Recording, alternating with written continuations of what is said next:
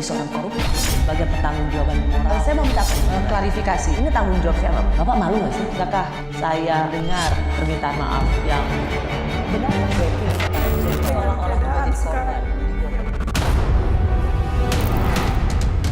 Kita akan solid, solid.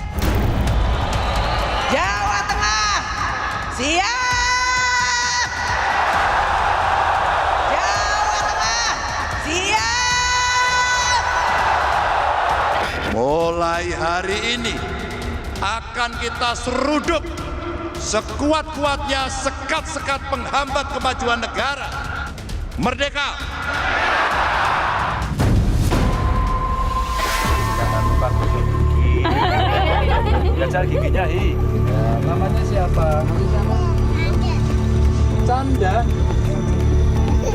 Jawa Tengah menjadi titik nol uji nyali kepemimpinan seorang Ganjar Pranowo.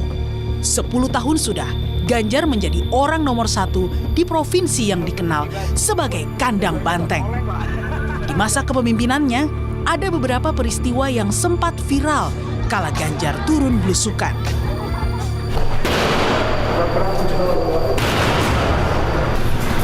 Oh ya, ganti ki Mas. Ora mungkin nang tau mangu iki nganu. Pembabi mesti jebol iki. Konsentrasi beda dibuka. Pasti teman kan mau. Jangan ngomong-ngomong toh. Teman-teman, kalau ada orang bawa namanya Ganjar di sini, tolak. Ini perintah langsung dari gubernur.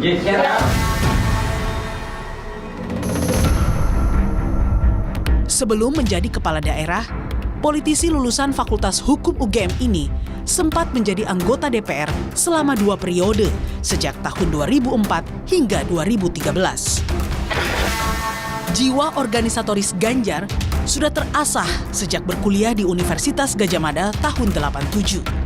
Kala itu, Ganjar ikut dalam aktivitas Gerakan Demokrat Kampus atau GEDEK yang sengaja disiapkan untuk menghadapi pemilu 1987.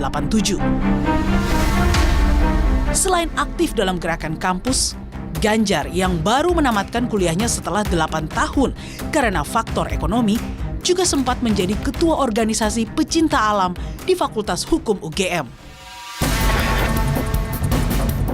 Lahir dan tumbuh dalam keluarga yang sangat sederhana, membuat anak kelima dari 6 bersaudara ini mengaku tak kuasa menahan haru kala dipercaya sebagai bakal capres dari partai yang sudah membesarkan karir politiknya.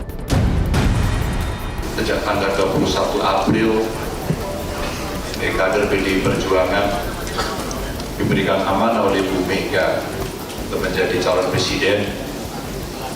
Ini gemetar saat itu.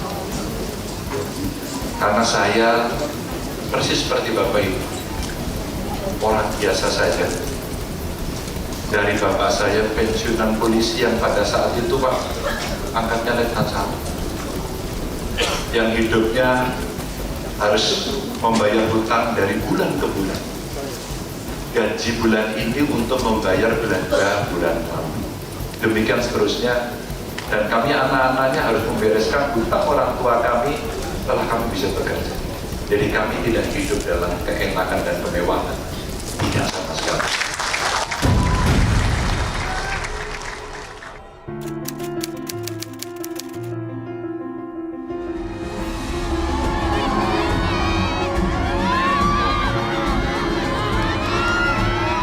September 2023 adalah hari perpisahan Ganjar dengan warga Jawa Tengah, sekaligus hari dimulainya perjuangan Ganjar untuk bertarung menjadi orang nomor 1 di Indonesia. Saya meminta maaf Bapak Ibu atas 10 tahun yang barangkali saya tidak terlalu sempurna buat Anda. Saya hanya ingin dikenang satu saja, bahwa saya kulo sedereke panjenengan, kulo tresno panjenengan, saya sayang sama Anda dan I love you full. Terima kasih, mohon maaf. Assalamualaikum warahmatullahi wabarakatuh. Menangkan calon presiden PDI Perjuangan Ganjar Pranowo. Ganjar!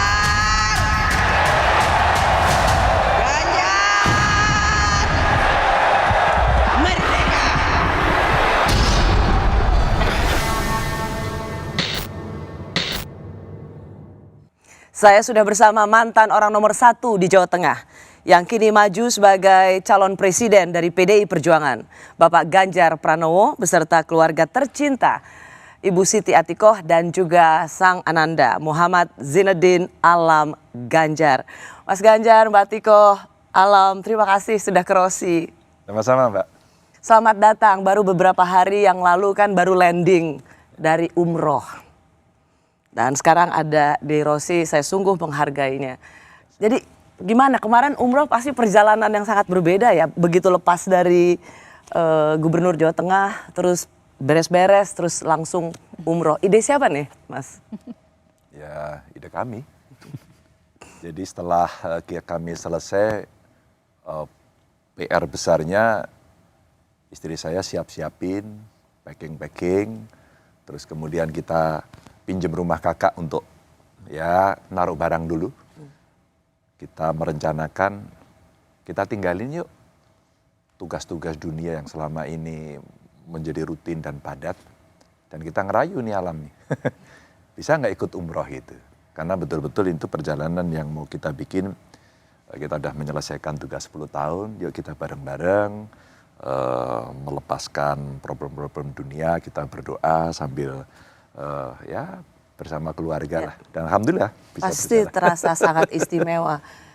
Jarang-jarang loh, Mbak Atikoh. Karena kan kita jarang sekali ya bisa benar-benar bertiga. Kalau umroh itu kan memang rutinitas yang lain seperti tadi Mas Ganjar sampaikan, kita tinggalin. Mulai dari makan, beribadah, kemudian aktivitas apapun kita bertiga. Itu yang memang ketika perjalanan umroh itu tidak hanya perjalanan spiritual, tapi juga we time kita. Iya, we time ya. Iya. Memang tadi Mas Ganjar bilang kita mau umroh tapi tergantung jadwalnya Alam. Jadi Kuliahnya soalnya kan, Iya, kalau kita kuliah. pensiunan dia masih kuliah. ngomong-ngomong wawancara kita ini, Mas Ganjar bisa hari Sabtu, Mbak Atikoh juga bisa hari Minggu. Tanya bos dulu, bos nggak bisa, bos bisanya Senin.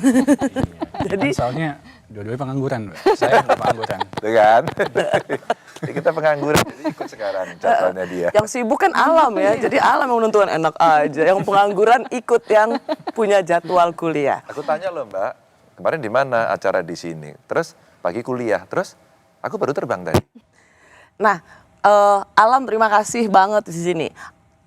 Saya tuh mau menyapa Alam tuh dengan nama Chowusik. Selamat datang Chowusik. Terima kasih. Ngerti nggak Mas Ganjar?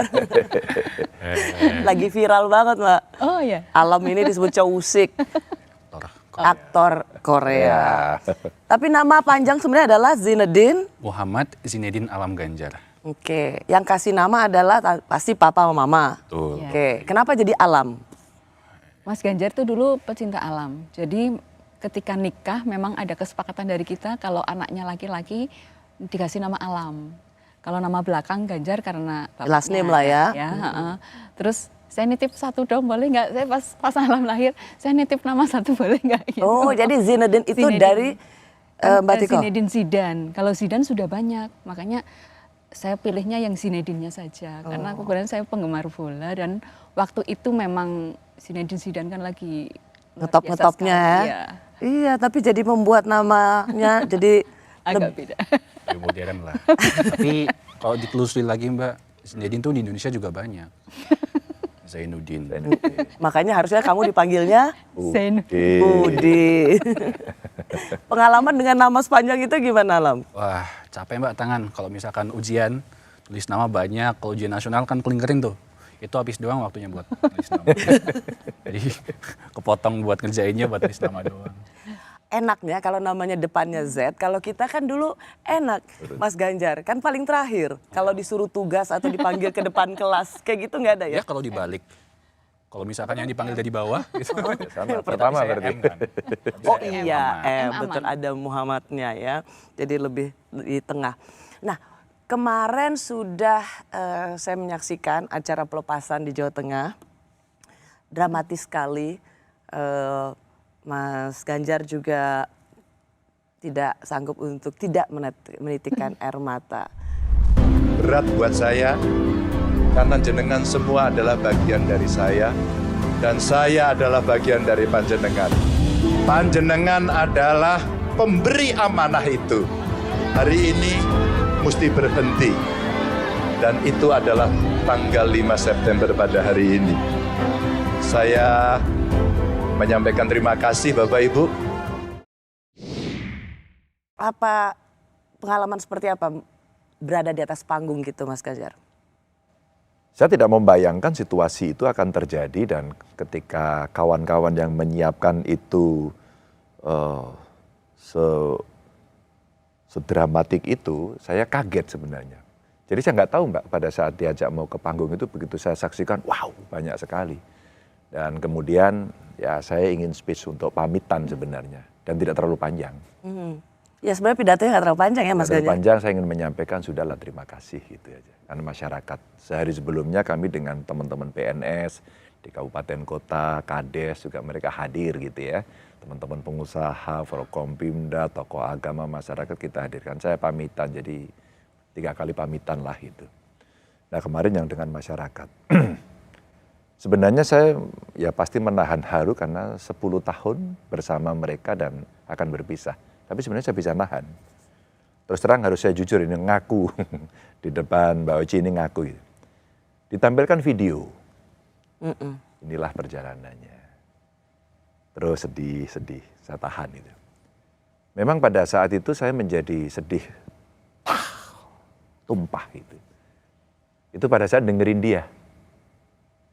Ternyata dia ungkapkan bahwa ya ada sesuatu dari ayah yang belum kesampaian. Naik gunung gitu.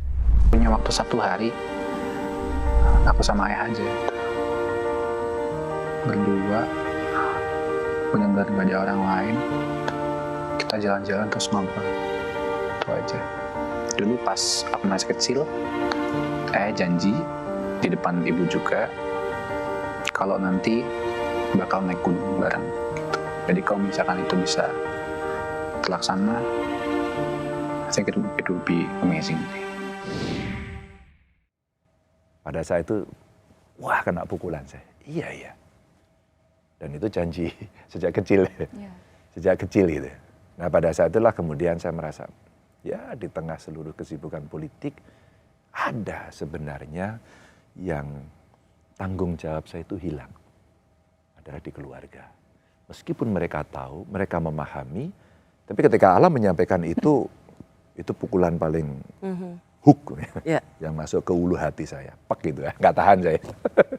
Itu aja sebenarnya. Ternyata ada seorang anak yang berharap janji ayahnya tuh dijalankan. Ya mungkin dia hanya berharap ya oke deh, suatu ketika kita naik gunung bareng, enggak juga ya kapan-kapan. Tapi ketika itu terungkap, ya saya merasa bersalah. Iya kok saya bisa memberikan kepada banyak orang, tapi anak saya ini kok saya nggak bisa berikan. Itu aja. Sedih nggak Alam? Nggak pernah naik gunung sama ayah? Enggak sih sebenarnya, cuman lebih ke dengan aku tahu kondisi beberapa waktu ke depan itu bakal seperti apa, mungkin akan menarik dan akan memorable kalau misalkan kita tutup sebelum Bapak dan Ibu dan mungkin teman-teman yang juga fokus dengan apa yang akan dihadapi, kita tutup momen itu dengan apa yang sudah pernah kita obrolkan sebelumnya, gitu, naik gunung. Jadi bisa bayangin sebelum nanti Bapak fokus, kita kosongkan dulu kegiatan, meskipun kemarin sudah umroh, naik gunung, di atas gunung kita ngobrol, kayaknya kan luar biasa ya. Asik ya. Ya asik. Tapi menurut kamu akan kejadian nggak tuh? Oh ya kejadian, kalau yang ngatur saya mah kejadian. Ayah kan sering kemana-mana gitu kan. Jadi mungkin secara fisik waktu yang dihabiskan sama aku sama Bunda kan kepotong. Itu kalau perasaan dari ayah sendiri gitu gimana? Nah itu yang berat. Ketika kita berada pada jabatan publik, pasti akan tersita. Pasti akan terbagi. Mesti ikhlas apa enggak. Tapi kalau sudah diputuskan, kita harus bersikap. Bersikap itu memitigasi, bersikap itu punya resiko. bersikap itu menghitung begitu, kalau sudah diputuskan, jangan. Apalagi ketika kita ngurusnya itu rakyat. Kalau ngurus rakyat nggak boleh main-main. Alam anak tunggal kan. Alam pernah merasa kesepian nggak dengan ayah yang super sibuk dan bisa dibilang selama 10 tahun perhatiannya bukan untuk anak semata wayangnya, tapi untuk rakyat Jawa Hampir 20 Tengah. tahun loh Mbak. Hampir 20 tahun justru karena Waktu di DPR juga. DPR. Kalau kesepian sih pasti ada ya beberapa kali terkadang. Cuman ada dua hal mungkin yang membuat saya dua situasi atau dua hal yang menggantikan kesepian itu. Pertama, meskipun saya anak tunggal, saya punya extended family yang sangat dekat. Gitu.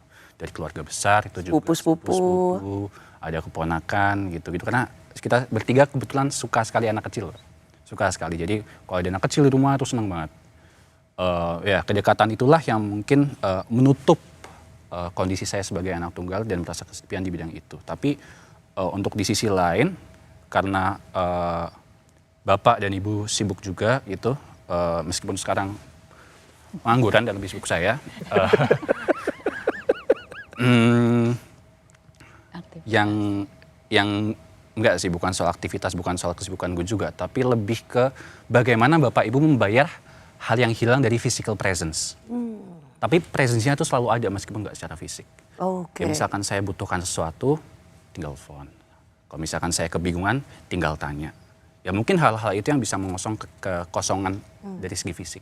Tanpa harus kebersamaan. Tanpa harus kebersamaan. Tapi ketika mencari ayah atau bunda, bahkan untuk bertanya sekalipun, selalu ada.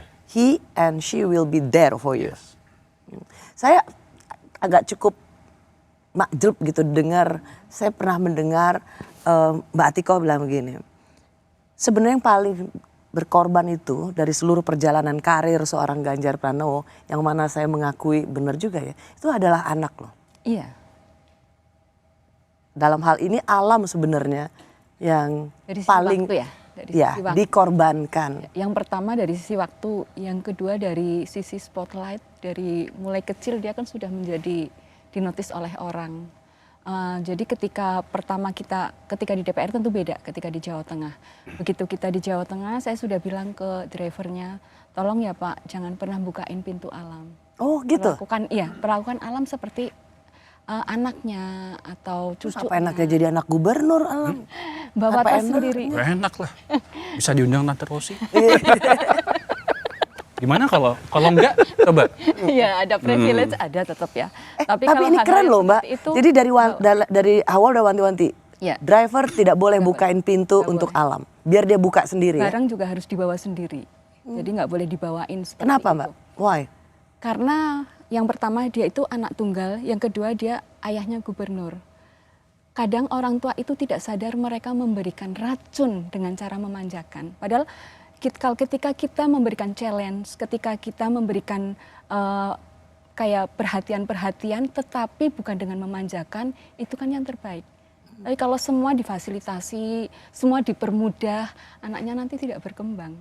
Nanti dia tidak menganggap sesuatu itu bisa instan, tidak tahu. Padahal kan proses itu yang paling penting.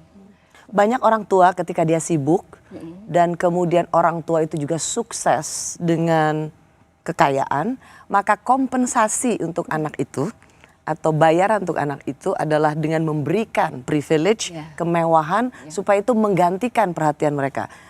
Tidakkah alam juga berhak mendapatkan itu? Saya nggak mau. Justru tapi sekarang jadi terjawab ya. Dia itu sangat low maintenance. Low cost ya, murah. Kamu ternyata paket hemat lah. LCGC, Apa itu? low cost greeting car. Nggak pernah jajan. Tas sampai emaknya itu, kamu tasnya itu dari SD sampai SMA belum ganti, saya gitu. Masih bisa dipakai Bunda, masih bisa dipakai. Jadi ya ketika membeli sesuatu itu bukan karena keinginan, tapi karena kebutuhan. Kecuali untuk buku. Ketika belanja buku tidak pernah saya batasi, paling dibatasinya kalau misalnya buku ceritanya 3, yang lainnya terserah. Tapi kalau buku cerita jangan banyak-banyak, saya batasi itu. Tapi kalau buku tidak pernah kita batasi. Jadi kalau ke toko buku mereka tuh kayak kulaan berdua. Kulaan apa? Kulaan tuh ya kayak Beli banyak itu loh, kayak mau dijual bawa lagi buku. itu. jadi kemarin waktu pindahan packing paling susah tuh packing buku. Packing buku. Awalnya saya tuh bagi per ini ya, per topik. Misalnya ini buku tentang politik, ini tentang yang pop atau yang fiksi dan sebagainya. Lama-lama udah deh Pak. Terserah deh, aku nanti cari sendiri aja. Banyak sekali. Buat Alam nggak apa-apa sebagai anak pejabat, tapi tidak mendapat akses untuk dapat privilege. Kalau tadi mengutip Fair dari nggak itu menurut Alam? Oh fair, karena apa? Karena mengutip dari Mbak Rosi tadi ya, itu kan sebagai bentuk kompensasi orang tuanya itu menghilangkan waktu untuk bersama anaknya. Tapi kan Bapak Ibu enggak. Contoh, Bapak gitu. Bapak setiap ada waktu pulang, misalkan 4-hour drives, itu selalu pulang mau semalam apapun. Setidaknya bisa tidur bareng keluarga. Itu kan nggak perlu dikompensasikan dengan hal lain. Gitu loh, dengan perhatian sebesar itu. Ibu, contoh waktu masih di Jakarta, waktu Ibu masih di Pemprov DKI, saya kan SD.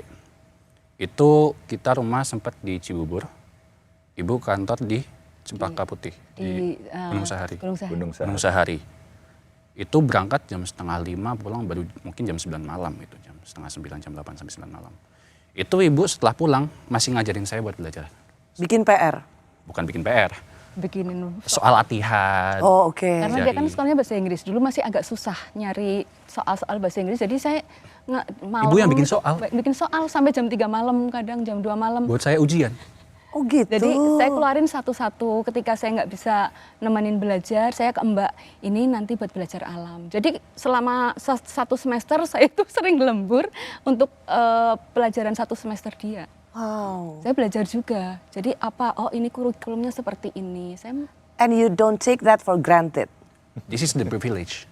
Ini Itulah privilege Ini ya. privilege-nya. Bagaimana tenaga seorang ibu udah capek jam 9 baru pulang ke rumah tapi tetap mendampingi anaknya untuk belajar. Dan itu juga bargaining position dia dulu. Jadi biar emaknya pulangnya nggak malam-malam, dia tuh buku udah siap.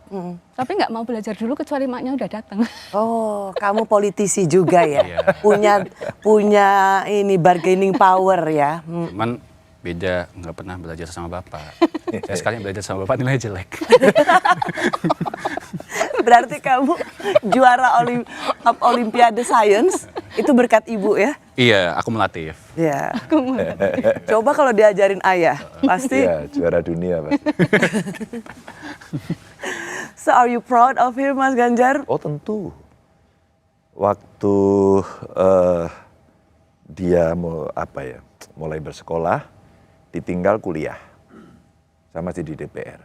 Tunggal kuliah sama emaknya. Di ITB setahun, di Tokyo setahun.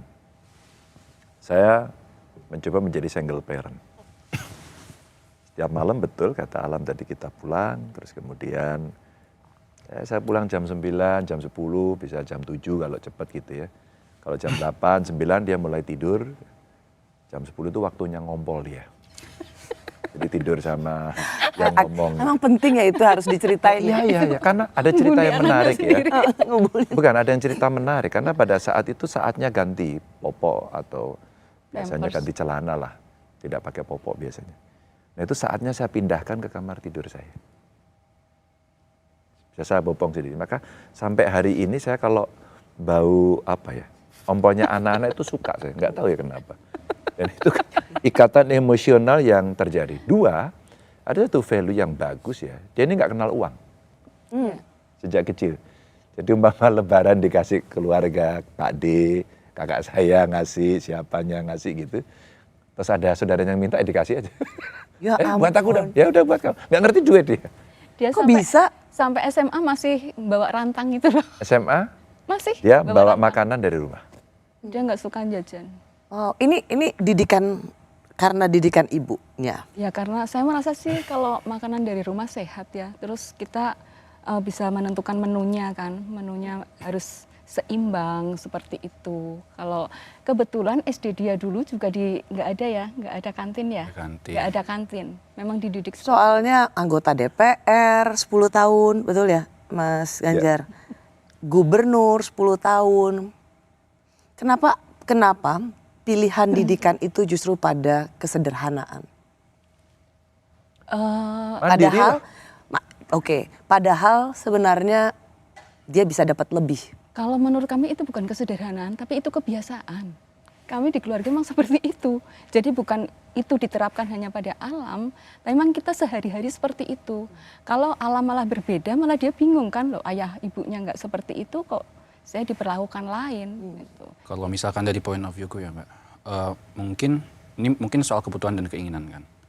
Di saat semua itu kita fokuskan kepada keinginan, kita nggak bakal merasa cukup. Wow. Ya kan? Tapi kalau kita berlandaskan pada kebutuhan, kita tahu batasnya itu seperti apa. Tapi kalau keinginan, kita bakal ingin terus gitu loh. Iya. Bakal ada saat cukup. Itu malah nggak dapat inner peace kan. Iya. Jadi memang kita juga seperti itu. Kalau kayak sepatu itu beli ketika memang membutuhkan, bukan karena ingin. Misalnya dia kan apalagi SD ya, SD cepat sekali tambah gede. Nah itu baru ya memang sudah saatnya membeli. Gitu. Bapak tuh orangnya humoris. Humoris. Humoris juga ya, bikin ketawa gitu loh. Pak Ganjar tuh memang nggak pandang orang, artinya tuh kamu wong pangkat orang tuh nggak mandang itu. Pokoknya yang jelas tuh Bapak itu wong ke wong cilik. Disiplin, jujur. Hari pertama pelantikan saya ditanya, Mas, namanya siapa? Saya gubernurnya saya. Kalau sampean ikut kerja, ikut saya orientasinya mencari uang, mundur dari sekarang. Nggak boleh nerima apapun di link saya. Itu waktu saya punya hajat, saya akan undang Bapak, tapi saya tidak yakin Bapak mau datang apa enggak. Ternyata esoknya, alhamdulillah datang juga. Saya tidak nyangka, saya malah semaput.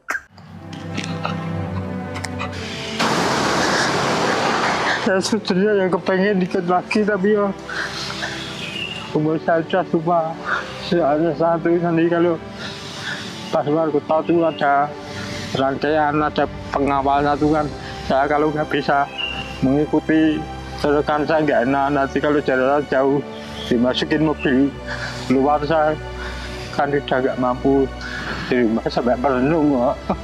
Terus saya pamit sama bapakku ya, saya terima kasih pada Pak Ganjar sudah menghidupi anak cucu saya sampai gitu. Akan bisa berubah nggak ketika kekuasaan tertinggi itu ada di seorang Ganjar Pranowo misalnya? Apakah kekuasaan bisa mengubah keluarga ini? Emang apa yang berbeda Mbak? Sekarang kan juga to some extent punya kekuasaan kan, pernah punya kekuasaan. Apa yang beda dari itu? Nggak ada gitu loh. Jadi ya sama aja gitu. Ya? Asik kan? Beban saya tidak terlalu tinggi. Hari ini dia sudah ikut aktif, bantu-bantu ayahnya. Pesan saya satu, hati-hati akan banyak orang datang. Masuk lewat anak, masuk lewat istri. That's it. Hati-hati dan jangan sentuh soal cerita uang dan kenikmatan. Fokus saja pada bagaimana ikut berpartisipasi dan mengenal politik. Saya pesankan betul. Dan karena kita sudah pernah, atau saya pernah di DPR, kemudian jadi gubernur, dia udah ngerasakan. Sudah bisa memilih, sudah bisa memilah dengan sebuah harapan kelak kemudian jangan silau. Jangan silau. Biasa saja. Ayah, bunda itu juga berangkat dari keluarga yang sangat biasa. Ya, dan terus terang berteman dengan siapapun ya itu menjadi hal yang seperti teman-teman yang lain lah gitu. Dan kebiasaan itulah yang akhirnya kami mencoba membawa nilai ini agar kelak kemudian dimanapun kita berada orang tetap bisa menjangkau, memegang, ya, mengkritik dan tidak pernah takut.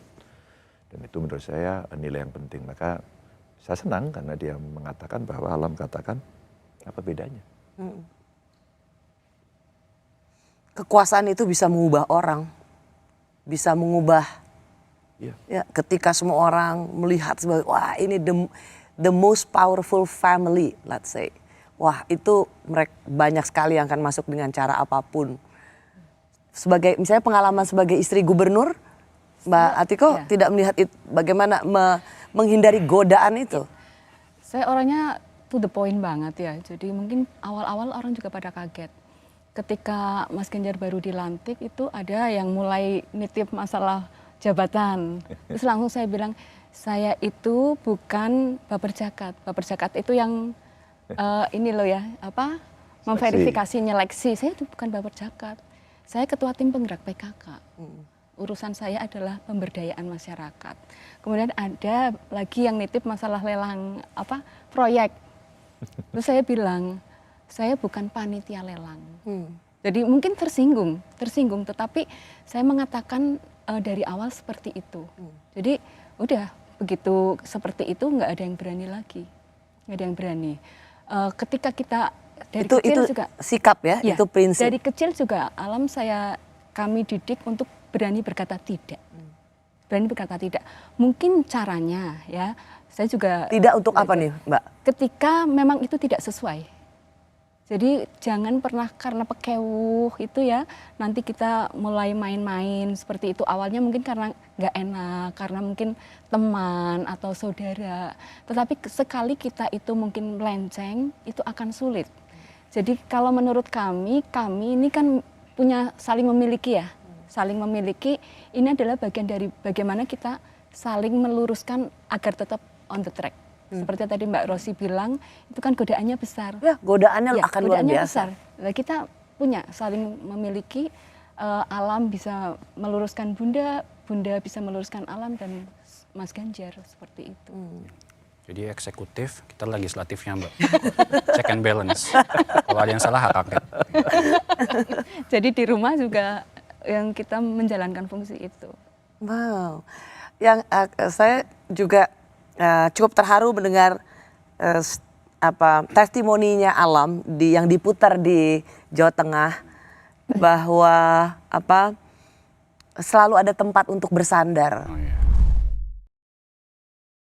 Tetap jadi sosok ayah yang sekarang aja.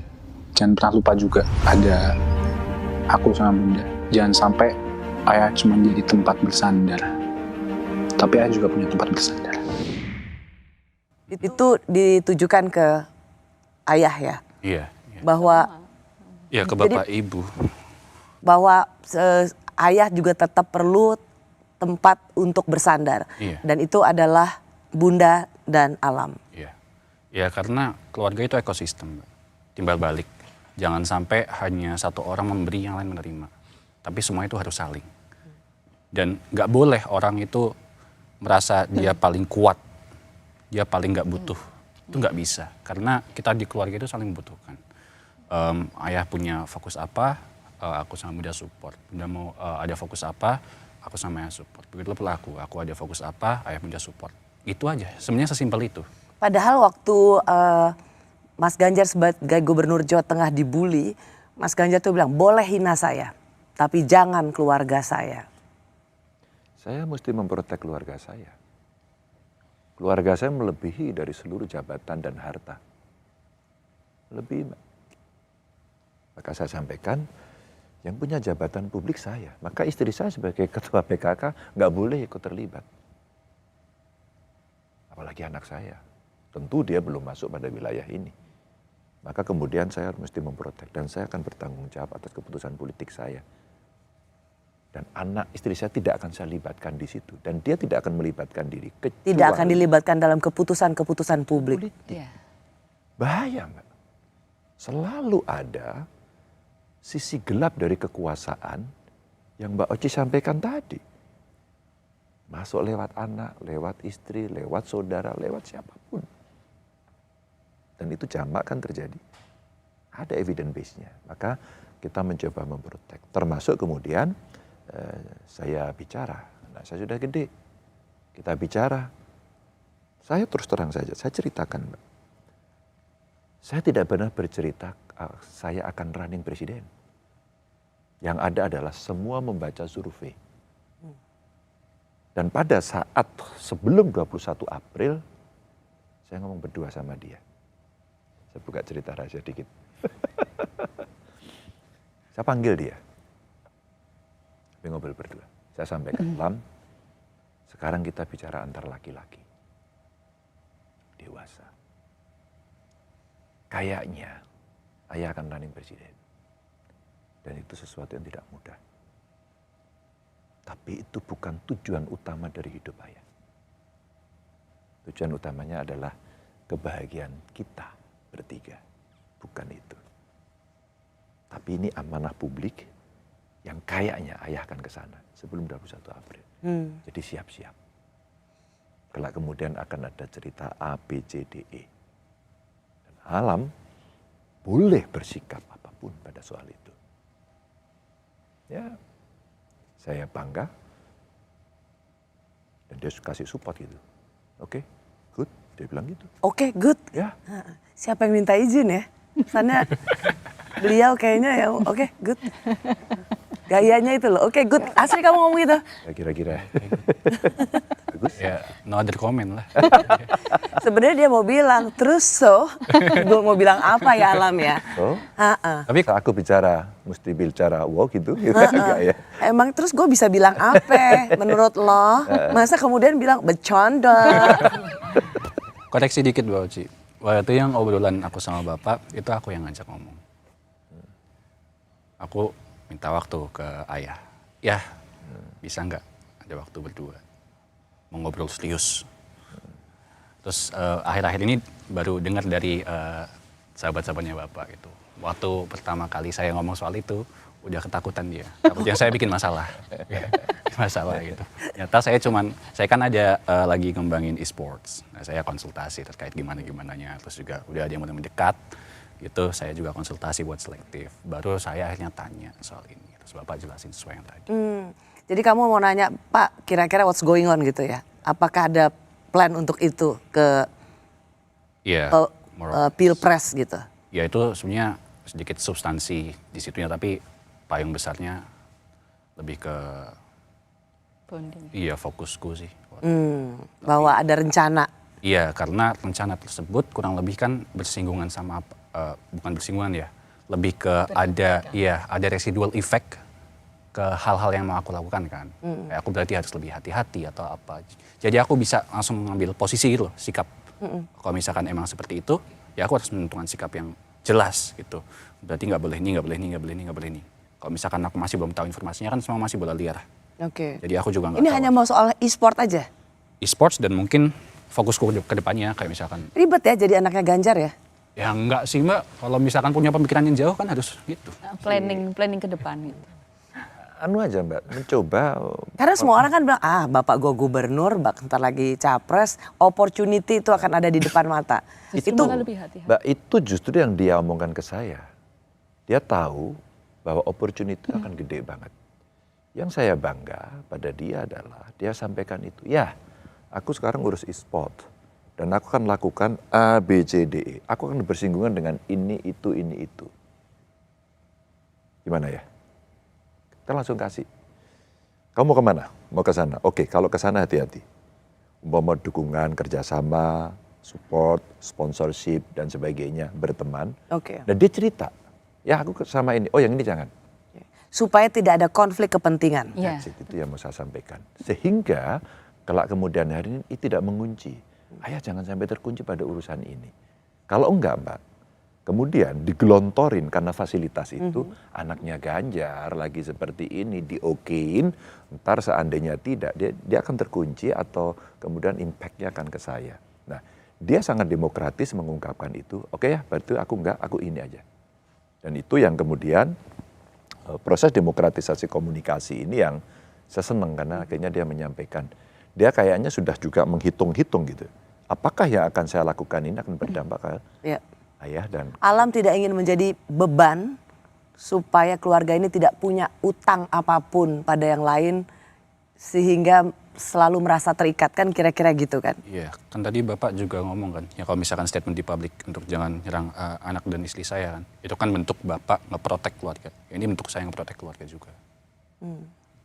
Ya, jadi meskipun itu jalannya jauh lebih complicated, tapi paling tidak dalam secara bisnis it's gonna be a good governance lah, punya tata kelola yang baik, nggak hanya sekedar bisnis hanky-panky, nggak hanya sekedar berbisnis dengan anaknya seorang anaknya Ganjar gitu. Jadi kamu juga merasa itu jauh lebih baik ya? Iyalah, Kan saya juga butuh belajar, Mbak.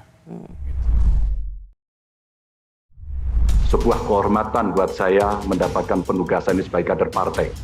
Mudah-mudahan saya mampu, insya Allah saya akan berjuang dengan baik soal itu sebagai calon presiden Republik Indonesia. Kembali ke soal tadi udah akhirnya bakal calon presiden, buat Alam tuh good news atau bad news? It's a news. It's a new news gitu. It's a news aja sih, karena good or bad kan sentimen. Dan dalam berpolitik gak boleh ada sentimen, semua harus rasional. Jadi aku nggak menaruh it's a good or it's bad news, it's just a news. Itu aja. Oke. Masih kan, Mbak? Dan langsung jadi jurkam katanya. Juru kampleng. Juru kampleng. Yang juga saya tertarik adalah dalam percakapan dad and son talk ini, main catur, ada seorang anak yang menanyakan, ayah kalau saya bikin salah kira-kira gimana? Aku ada suatu kesalahan, apapun itu.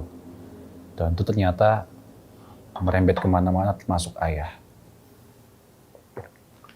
Itu gimana nanti dari ayah?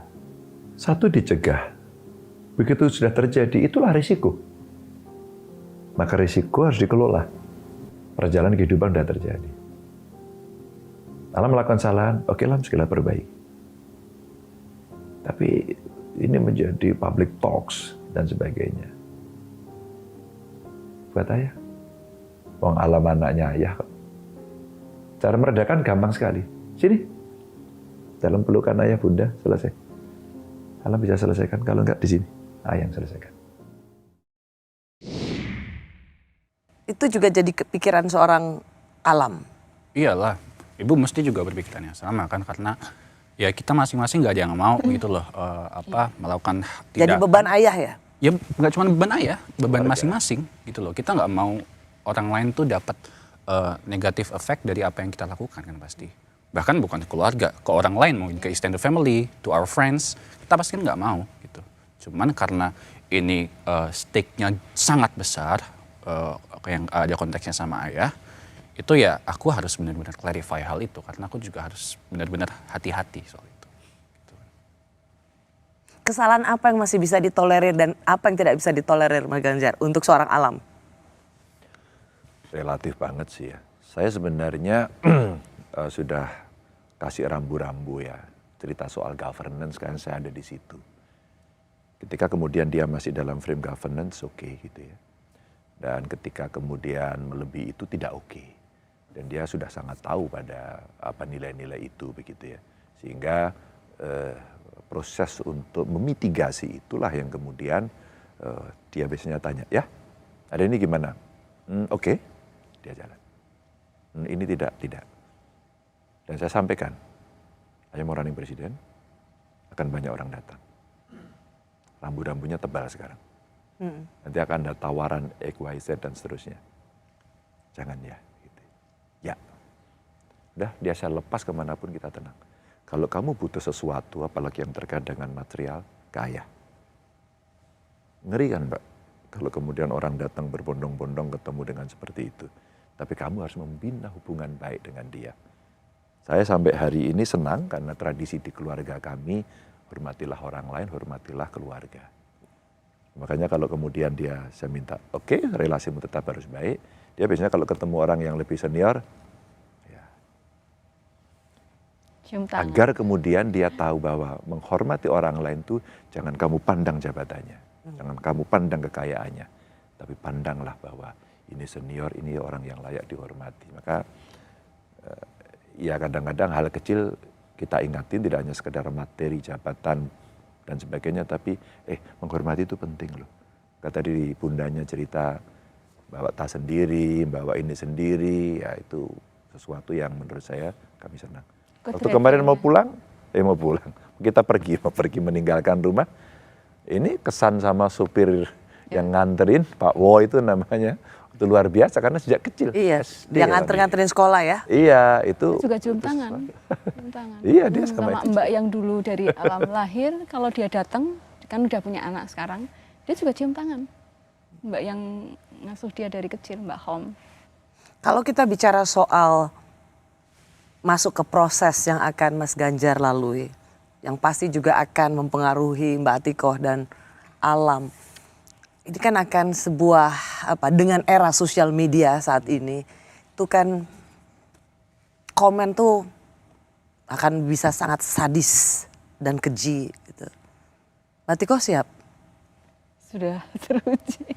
Kayaknya udah ini ya, sudah banyak sekali exercise-nya mulai ketika di Jawa Tengah itu terkait kebijakan atau apa itu. Tapi memang saya belajar banyak dari Alam dan juga dari Mas Ganjar. Awal-awal memang sangat, karena saya kan orangnya sensitif. Ya stres juga Mbak awalnya ya. Latihan. Tapi emang Mbak Atikoh tuh baca tuh komen-komen netizen? Awal-awal baca. Sekarang? Awal baca. Sekarang dibaca, tetapi tidak semuanya harus dimasukkan ke hati. Diseleksi ya. Ini komen yang membangun, ini yang asal salah gitu, pokoknya apapun yang kita lakukan salah. Pembenci. Itu juga iya itu. Jadi sudah mulai bisa inilah memfilter. Banyak belajar juga dari Alam. Oh ya? Alam ngajarin apa emang sosial media sama Bunda? Ya itu kembali lagi yang udah diomongin tadi ya. Ini kan mayoritas soal politik.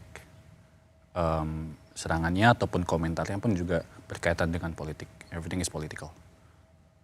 Dan di politik kita nggak boleh pakai ini untuk menyikapi serangan. Jangan baper. Iya, jangan baper. Pakainya ini. Itu. Jadi dari situ ya rationality harus terjaga. Jadi kita itu kan sebenarnya sedikit banyak bentuk aspirasi kan. Iya. Aspirasi itu. Ya kan kita negara demokratis. Sebenarnya kita nggak boleh juga kan mendiamkan orang kayak gitu. Yang feel free mereka buat kayak gitu. Tapi tetap ada norma, tetap ada tata krama. Dan tetap ada penyampaian, cara-cara penyampaian yang lebih baik. Sebenarnya itu yang perlu ditingkatkan. Tapi kalau untuk dari kita sebenarnya ya itu. Self defense kita adalah rationality. Karena aku dengar juga Alam mengatakan Alam siap kok dengan seluruh jalan politik.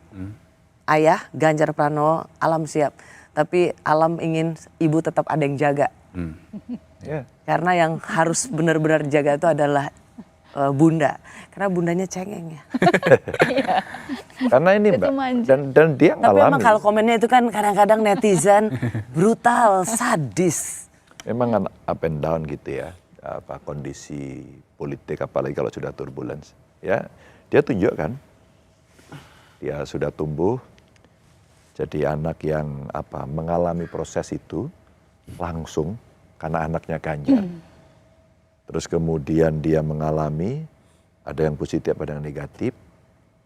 Nah sekarang dia lebih rasional, maka emaknya kemudian dijaga sama dia gitu.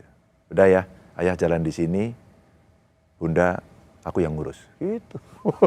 Jadi sehingga yang tadi rasional itu dia brief emaknya gitu. Nah udah mah nggak usah dibaca gitu. Nah antara lain gitulah. Itu salah satu menjaga hati supaya tetap positive vibes Mbak Atikoh. Karena membaca komen-komen yang memang sering sekali keji itu membuat kita negative vibes. Jadi ya udah mendingan nggak usah dibaca. Buat apa, nggak ada gunanya juga. Gitu. Mbak Atikoh, jika proses ini terus berjalan begitu dan takdir menentukan sesuatu yang berbeda, yaitu pencapaian menjadi pendamping presiden, menurut Bu Atikoh apa dalam bayangan Mbak Atikoh tuh seorang first lady atau ibu negara? Yang jelas first lady itu kan sesuatu yang melekat karena jabatan suami. Suami diberi amanah oleh masyarakat untuk memimpin negara. Otomatis amanah itu juga melekat kepada istri. Jadi apapun itu bentuknya, istrinya itu juga bisa berkontribusi untuk masyarakat. Mungkin karena sebagai seorang ibu akan lebih banyak menitik beratkan pada masalah-masalah anak, kemudian kelompok marginal ya, bagaimana bisa memberdayakan perempuan, karena perempuan itu luar biasa sekali. Mereka kan memiliki peran ganda ya kalau zaman sekarang. Karena saya sendiri dulu kerja. Mbak Atiko kan wartawan ya dulu? Sempat jadi wartawan selama lumayan 3 tahun, kemudian jadi ASN. Karena kan orang tua saya meninggal ketika kuliah ya, jadi pokoknya kalau begitu lulus kuliah saya mau mandiri seperti itu, karena insecure sekali kalau kita itu ketergantungan sama orang lain. Saya jadi memahami perasaan para ibu, bagaimana mereka bisa mandiri, karena kita tidak tahu umur, kemudian apakah kondisi ini benar-benar stabil sampai kapan. Nah ini inginnya mensupport mereka dari sisi pemberdayaan agar mereka benar-benar menjadi perempuan yang mandiri. Ya, perempuan juga harus punya kemandirian dan tangannya jangan hanya di bawah. Karena selama ini perempuan karena sudah mungkin dari sejak sekolah oleh keluarga, tradisi, pandangan bahwa yang sekolah duluan adalah laki-laki bukan perempuan, sehingga kerja pun juga belum bisa dapat kesempatan. Menurut Mbak Atiko disitulah peran seorang ibu negara ingin Mbak Atiko ambil. Ya, kemudian kelompok marginal ya, yang selama ini mungkin belum terlalu tersentuh, seperti difabel. Mereka itu sebenarnya punya potensi yang luar biasa apabila kita bisa mengidentifikasi mereka itu bisa disupport dari sisi mana. Kemudian kelompok manula ya, lansia itu juga mereka juga perlu bahagia itu. Saya senang lihat oma-oma yang luar biasa tetap memiliki komunitas, tetap bersosialisasi, karena itu adalah salah satu bagaimana kita bisa memberikan kebahagiaan untuk masyarakat. Jadi nanti tapi tetap maraton juga? Nah, itu bagian dari membahagiakan diri sendiri. Agar kita bisa membahagiakan orang lain, kita harus bahagia dulu. Jadi tetap ya harus maraton. Siapa lebih jago larinya, Lam? Ayah atau bunda? Ibu lah, bunda lah ya. Jauh. Jauh ya? Jauh. Kalau sepeda kurang tahu ya, tapi kalau lari jauh. Kalau lari jauh. Itu sebuah satu olahraga yang tidak boleh ditinggalkan oleh seorang Atika. Ya karena itu kalau kita lari itu kita benar-benar jadi diri sendiri kan. Nggak peduli kita itu siapa, nggak peduli kita umur berapa. Kalau memang larinya pelan ya pelan. Kalau larinya dan dari lari itu kita benar-benar paham bahwa nggak ada sesuatu yang instan. Nggak mungkin tiba-tiba walaupun saya mungkin makannya apa, tetapi lari tiba-tiba PES 3, PES 4 kan nggak mungkin. Jadi dengan lari ini itu sebuah olahraga yang menghargai proses ya? Iya. Mbak suaminya diajarin? Iya dia juga sudah. Sudah HM ya, loh. I know, tapi kan katanya kan kalah jauh. Oh, soal kalah dan menang itu kan soal siapa yang naik podium atau tidak gitu. Tapi kalau lari itu bukan mengalahkan orang lain, tapi mengalahkan diri sendiri. Jadi jangan pernah membandingkan Mas Ganjar larinya dengan kecepatan saya atau saya dengan kecepatan pelari yang memang sudah profesional. Itu kalau bagi saya pencapaian achievement ya, itu adalah ketika hari ini mungkin lari 2 kilo, besok 3 kilo.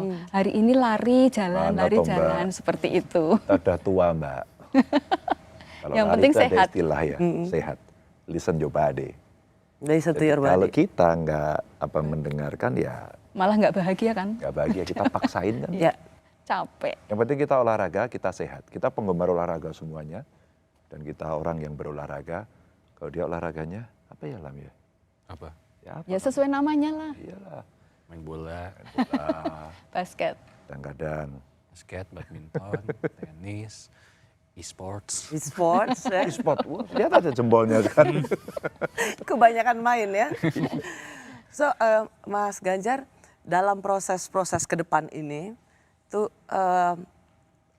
menurut Mas Ganjar, apakah alam tadi dan Mbak Atiko memang sudah disiapkan ya, bahwa apapun yang akan terjadi, tidak ada yang akan berubah dari keluarga ini? Saya berharap begitu dan kita sudah latihan hampir 20 tahun. Alam hidup dalam keluarga kami dengan value itu. Sudah merasakanlah semua bagaimana getirnya ketika kemudian kita dihujat tadi, bagaimana senangnya ketika kita bisa membantu orang, bagaimana bagusnya sebuah keputusan politik yang dinikmati banyak orang. Kadang kan ada feedbacknya tuh Mbak. Jadi kita sudah bisa memilah dan memilih. Dan hari ini saya cukup senang dan makin yakin karena istri saya, anak saya jauh lebih siap dan semua menyiapkan diri pada situasi-situasi apapun. Jadi kita bukan orang-orang ambisius. Manusia punya ambisi oke, tapi tidak boleh ambisius. Dan jabatan ini hanya amanah biasa saja dan hanya 5 tahunan. Paling banter 10 tahun kalau 2 periode. Mau apa? Dan saya kira kalau kita mau makan yang lebih enak, lebih banyak, atau cuma 3 kali, mau menikmati sesuatu yang lebih mewah, jangan-jangan kita malah takut, kaget. Karena hidup kita tidak pernah merasakan seperti itu. Jadi adalah kecukupan yang bahasa alam tadi, ada batasnya ketika ada needs itu ya. Itu kita tahu kok batasnya ada di situ, cukup lah. Kita mau apa lagi sih? Apa perlu kita butuh mencapai kekayaan yang beli private jet? Kayaknya bukan kita deh itu ya. Gimana, beli, ya. Lam? Pinjem mungkin kali. Ngeri. Enggak Mbak, kita enggak mimpi Kayaknya yang langsung gede. merasa nggak pantas juga kali ya, Lam ya? Atau gimana, Lam? Atau perlu dicoba juga, Lam? Menarik sih. Tapi enggak lah ya. Kecuali kita mau jadi pengusaha, mungkin dia jadi pengusaha yang oke gitu ya. Nah, tapi dia siap. Eagernya dia oke banget hari ini. Ya aku mau bantu ayah. Oke. Apa yang kamu kerjakan? Ini. Oke, go. Aku punya komunitas, go. Aku mau siapin ini, oke. Dan dia kasih feedback saya. Termasuk istri saya. Mulai ditanyain wartawan, mulai ditanyain aktivitasnya, mulai ditanyain macam-macam. Ya kan Mbak Oci gitu lah nanya-nanya. Sehingga kemudian siap. Ya akhirnya yuk kita ceritakan apa adanya, natural saja. Karena kalau natural itu yang ada murni dari hati dan pikiran. Nggak usah dibikin-bikin. Akan ada pengalaman yang melelahkan sebenarnya. Asik, melelahkan, itu akan menyita energi. Sebenarnya itu kata yang paling tepat. Setelah didaftarkan ke KPU, itu akan ada pengalaman yang luar biasa menyita energi. Tapi di ujungnya itu ada tentang kekuasaan. Alam seorang putra Ganjar Pranowo. Kekuasaan itu buat seorang putra kalau nanti jadi presiden, apa, Lam? Ini Rossi bersama Ganjar Pranowo atau bersama Lam Ganjar ini? Bagaimana seorang putra calon presiden memandang kekuasaan? Kekuasaan cuma terminologi aja sih Mbak sebenarnya.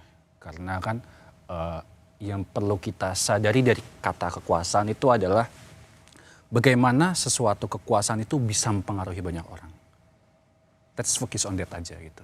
Bagaimana hal itu bisa berpengaruh kepada orang banyak, karena di saat orang memegang kekuasaan paling tinggi, dia itu yang memiliki tanggung jawab paling besar kepada masyarakat. Ya itu yang kita harus fokusin. Jangan yang lain-lain. Ya. Jadi bagaimana kita bisa memberikan dampak positif melalui kekuasaan yang dimiliki itu. Buat apa mikir kekuasaan atau mungkin kalau misalkan ada sesuatu di belakang sini, kedudukan gitu. Itu bukan sisi yang perlu dilihat. Dan kami pikir pun bukan cuma dilihat, nggak perlu diperhatikan juga, dan maksudnya juga nggak ada pengaruh apa-apa. Jadi kekuasaan itu bukan tentang privilege ya untuk seorang alam, bukan tentang satu kemewahan, bukan, tapi tentang kebermanfaatan. How you impact untuk orang, bagaimana menjadi dampak, memberikan dampak pada banyak orang. That's power. Iya, dan juga privilege untuk menuangkan pikiran, menuangkan idealisme kita, menuangkan apa yang kita punya untuk halayak banyak. Itu privilege paling tinggi di kekuasaan. Alam dapat kayak gini tuh yang ngajarin papa, ayah, bunda atau? Tadi di briefing Mbak Rossi. Enggak. Dia suka baca Mbak. Dan tontonannya juga. Saya nggak pernah briefing gitu. Tontonannya yang berat-berat itu loh Mbak. Kayaknya dia nonton lah. Nonton. Baca. Ini itu, melihat ayahnya, melihat politisi yang lain, dan dia menyebut. Dan dia mahasiswa. UGM Teknik Industri. Di usia dia sekarang, hampir semua anak-anak sekarang pasti kritis. Dan memandang kekuasaan itu satu sisi yang tidak semuanya baik. Ya. Maka saya sampaikan juga,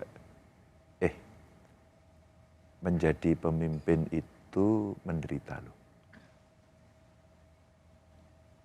Jadi menjadi pemimpin adalah menderita, bukan berpesta pora. Saya sampaikan di keluarga. Jadi kalau kita kalau nggak dapat itu ya udah, nggak usah gitu, nggak usah niru yang lain kalau yang lain begitu. Maka kenapa kita harus melayani tiap hari? Kenapa kemudian memperbaiki sistem? Kemudian kenapa mendengarkan? Kan ada aspirasi muda seperti ini. Ada yang caranya kasar, ada yang caranya halus. Mungkin tujuannya sama. Jadi ya siap aja. Masa pemimpin nggak mau dibully? Baik terus gitu. Ya sudahlah. Pasti ada yang suka, ada yang enggak. Kecuali ketika kemudian kita mendapatkan sebuah hasil dari survei katakan ya. Wah gila itu. 90%, semua suka kira-kira gitu. Nggak ada. Dalam konteks hari ini tidak ada. Jadi pasti ada yang lain. Nah, kita mesti siap-siap mendengarkan. Saya ajarkan, bukan saya ajarkan lah. Saya ajak diskusi keluarga saya ini bahwa menderita. Kok nggak dapet ini, nggak dapet itu. Oh nggak apa-apa, gini aja cukup kok. Kenapa? Kekuasaan itu pada dasarnya adalah tentang kesepian dan penderitaan. Karena tujuan utamanya sesungguhnya adalah pelayanan. Dia bukan tentang kemewahan, dia tentang bukan semua yang tinggal diraih. No, itu tentang pengorbanan untuk melayani. Menurut saya. Jadi kita siap-siap Mbak. Enteng-enteng saja menghadapi semacam itu. Tapi ada kebahagiaan luar biasa ya Mbak ya ketika kita bisa memberikan manfaat untuk masyarakat. Mungkin pengalamannya ketika di Jawa Tengah ya. Mungkin kontribusi saya tidak banyak. Tetapi ketika bisa membantu difabel, anak yatim piatu, kemudian mungkin kita ketika ke Planti Weda gitu, oh iya ya suara saya ada didengar. Ketika kita menurunkan angka kematian ibu melahirkan, kontak ke rumah sakit, kalau yang kontak kita kan mendapatkan respon luar biasa, itu bisa mengurangi tingkat kematian ibu melahirkan, itu kebanggaan luar biasa. Meskipun mungkin tadi dalam proses itu ya ada suka dukanya pasti. Tetapi begitu goalsnya itu tercapai, udah deh capeknya hilang. Bagaimana kita bisa ikut membawa kebaikan bagi banyak orang. Dan senang sekali mendengar di line atau percakapan antara Mas Ganjar dan Alam yang mengatakan bahwa apapun yang terjadi, sebuah penghiburan, kira-kira saya tidak terlalu mampu untuk secara verbatim, tapi kira-kira semangatnya sebuah kebahagiaan dan penghiburan itu adalah selalu tahu jalan pulang ke keluarga. Yeah. So Mbak Tiko, I think you raised him very well. Dan kalau anak hebat gini pasti ibunya. Dan bapaknya lah, berdua. Karena sosok bapaknya tetap dibutuhkan. Ya nggak apa-apa. Pengen sekali-sekali mendapat kecerdasan anak itu sebagian besar dari ibunya, bukan dari ayahnya. Itu sains Mbak. Iya. Tapi kita juga percaya, kita juga baca kok itu. Tapi tangan seorang ayah tetap sangat dibutuhkan ketika mendidik anak. Anda tahu bagaimana semua memprotek juga. Sebenarnya yang Mas Ganjar waktu pernah dibelain terus loh. Diplomatnya ini. Diplomat memang. So terima kasih banyak Mas Ganjar, Mbak Tiko, terima kasih. Saya sungguh menghargai luangan waktu Mas Ganjar, Mbak Tiko untuk kesini, tetapi teristimewa sekali Alam yang harus datang kuliah sini dan kita yang harus ikut jadwalnya beliau. Ya. Selamat untuk Alam. Satu sih saya ingin betul-betul melihat Alam jangan berubah dengan apapun yang terjadi. Saya ingin lihat Alam hari ini. Dan sampai 10 tahun ke depan, 20 tahun ke depan, saya ingin lihat Alam seperti yang saya dengar malam hari ini. Anaknya Mas Ganjar dan Bunda Tiko. Terima kasih ya Alam, terima kasih. Selamat dengan kuliahnya. Terima kasih juga bagi Anda yang telah menyaksikan Kompas TV. Saya Rusyana Silalahi, sampai ketemu Kamis depan. Ibunya